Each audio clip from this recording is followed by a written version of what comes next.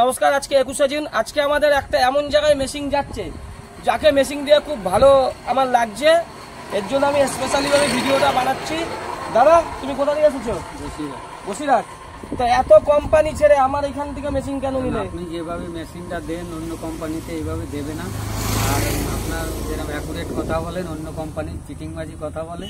ওই জন্য আমি অনেক দিন ধরে আপনার অপেক্ষায় ছিলাম, টাকা জোগাড় হয়ে গেছে, ওই জন্য আজকে মেশিন নিতে। মেশিন তো নিয়ে গেলে, যদি আমি তোমার সঙ্গে এই মেশিনটাই চিটিংবাজি হয় তাহলে কি করবে? আমার উপর এত বিশ্বাস কেন? কোনোদিন হবে না, কারণ সঞ্জীব কর্মকারকে আমি চিনি।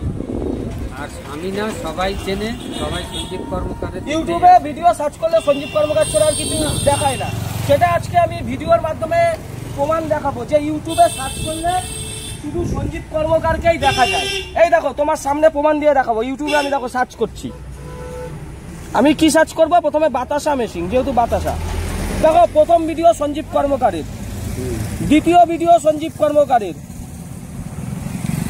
তৃতীয় ভিডিও সঞ্জীব কর্মকারের মডেলের, চতুর্থ ভিডিও সঞ্জীব কর্মকারের, পঞ্চম ভিডিও সঞ্জীব কর্মকারের জীবিকা আপডেটের ওইটা, ষষ্ঠ ভিডিও সঞ্জীব কর্মকারের মডেলের, সপ্তম ভিডিও সঞ্জীব কর্মকারের, অষ্টম ভিডিও সঞ্জীব কর্মকারের, তারপর এইগুলো সঞ্জীব কর্মকারের মডেল, দশম ভিডিও সঞ্জীব কর্মকারের মডেলের, 11তম ভিডিও সঞ্জীব কর্মকারের মডেলের।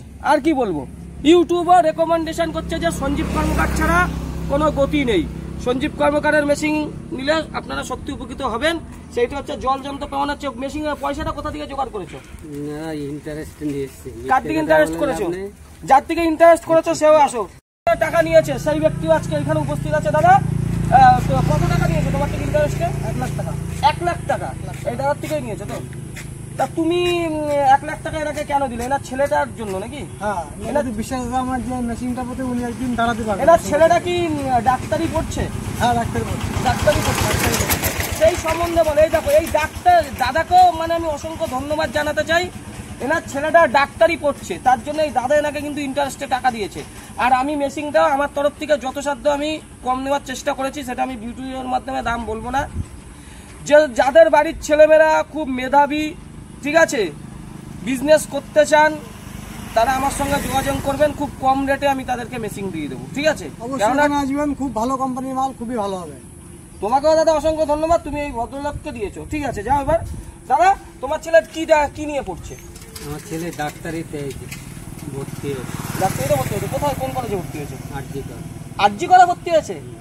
আরজি করে মানে কি ডিপার্টমেন্টে? এখন এই প্রথম তো, এবার পরীক্ষা হবে 3টে। থার্ড ইয়ার যখন হবে তারপরে পরীক্ষা পাস করার পরে তারপরে ডিসিশন নেবে যে গাইনো ডাক্তার হবে কি যে কোনো বিষয়ে, তখন ডিপার্টমেন্ট। ডাক্তারি হয়ে গেলে কিন্তু আমাদের ভুললে হবে না, ঠিক আছে? এই দিনের কথাটা তোমার মনে থাকা চাই যে সঞ্জীব কর্মকার তোমাকে মেশিন দিয়েছে। আমি দাদা কোনোদিনই বলবো না আপনার কথা, কারণ আপনার আমি অনেক দিন ধরে আমি ফোন করছি, কিন্তু আমি টাকা জোগাড় করতে পারিনি। যাই হোক, ঠিক আছে। দাদার ছেলে আরজিকর মেডিকেল কলেজে ভর্তি হয়েছে, ডাক্তারি পড়ছে। আমার তরফ থেকেও শুভেচ্ছা থাকলো, সে বড় ডাক্তার হোক, ঠিক আছে? ও সবার সেবা করুক, আমাদেরও সেবা করুক। আমার ছেলেরও ইচ্ছা আছে আমার আগামী দিনে ডাক্তারি করবো, তো ওরও দিমাগ ভালো, ঠিক আছে? যাই হোক, তোমার ছেলের উন্নতি হোক, ভালো হোক দাদা, ঠিক আছে? করবেন আপনি। তা আমাদের কোম্পানি থেকে মেশিন নিয়ে ভালো লাগছে তো? হ্যাঁ। দাদার মুখটাকে সবাই দেখে নিন, ঠিক আছে? তোমার নামটা আমাদের দর্শকদের বলো। আমার নাম বিকাশ পাল। তোমার ছেলের নাম কি? বিক্রম পাল। বিক্রম পালের উন্নতি হোক, এটাই চাই।